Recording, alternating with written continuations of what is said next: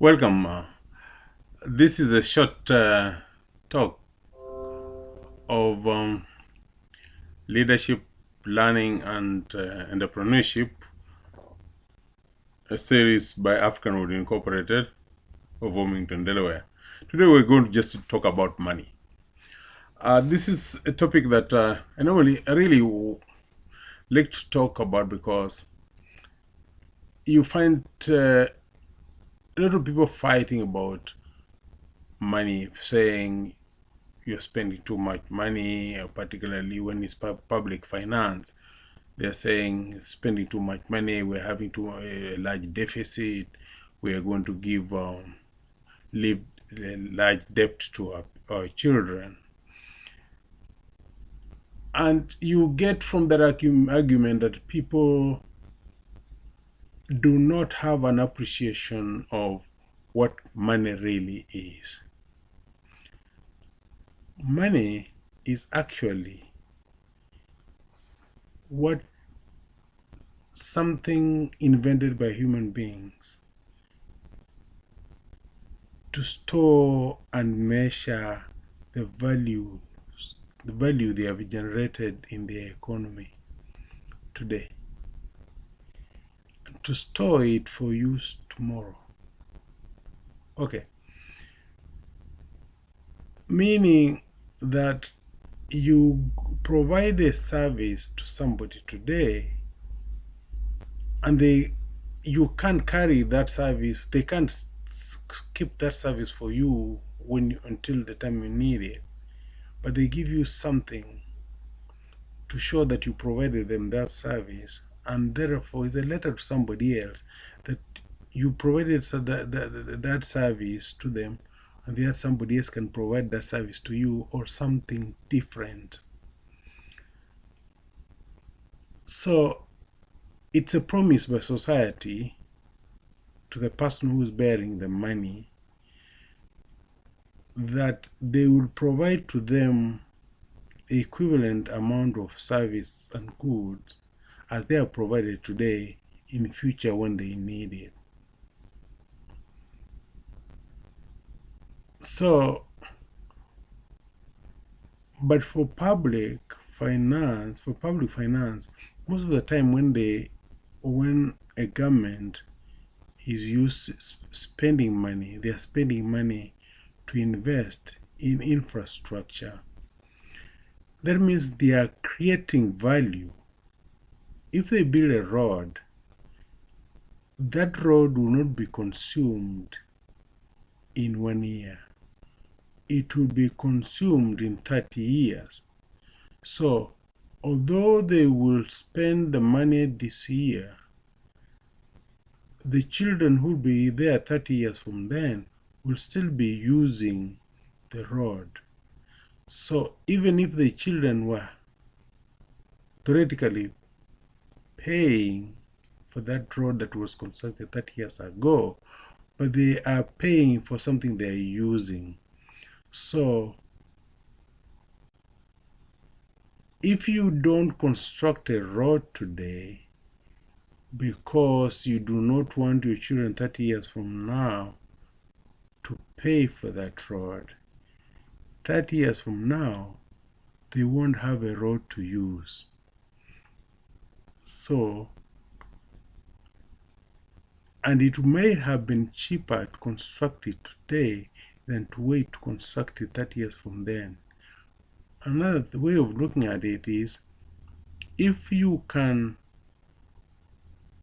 give a promise to this year, and then that promise is cashed 30 years from then, it will be much cheaper to do it. So, money is a promise by society to the bearer that they will deliver the same services and goods the bearer had delivered before when the bearer requires it in the future.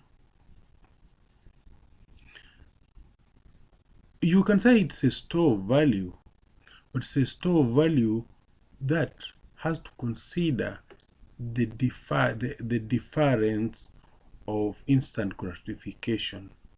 Because if you go to work and they pay you, you can then, after work, use that dollar to go and buy a soda after work. Instead of drinking the soda at work, you have delayed it.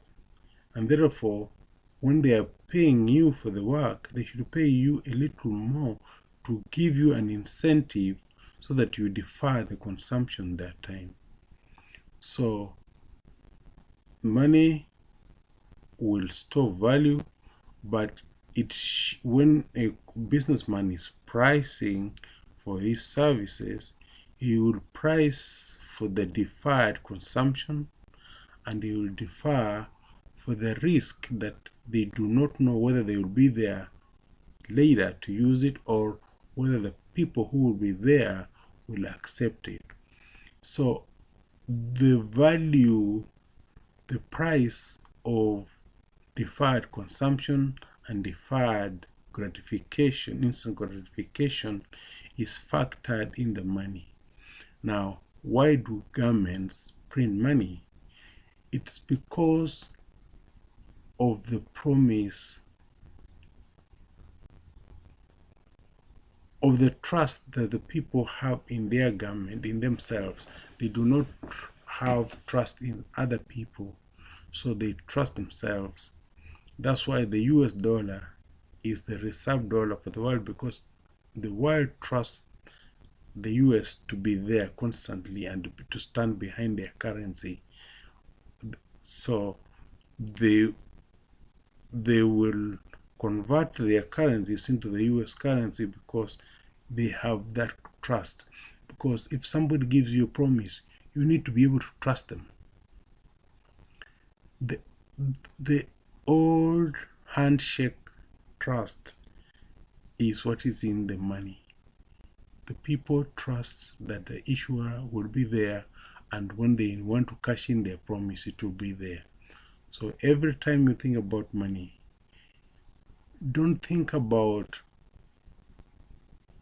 storing it or not spending it because you are in debt. Think about generating value. When you generate value, then the money is created.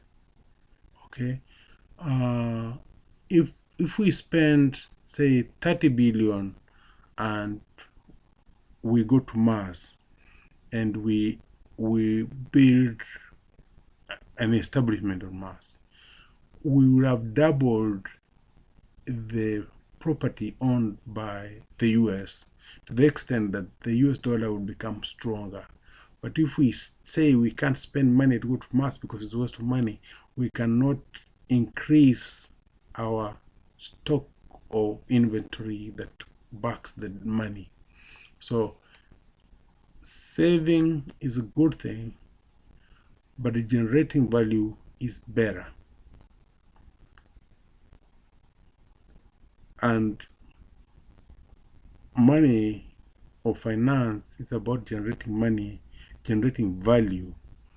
The value behind the money is more important than the money itself, or the person who issued the promise. Every money is, you see, it says this is legal tender for all debt, public and private. It's a promise. Nothing to it's just like any piece of paper. Somebody takes it, signs it, and says, "I promise to you, I'm going to give you this." But then you must trust the person who's writing that they will be there to honor their promise.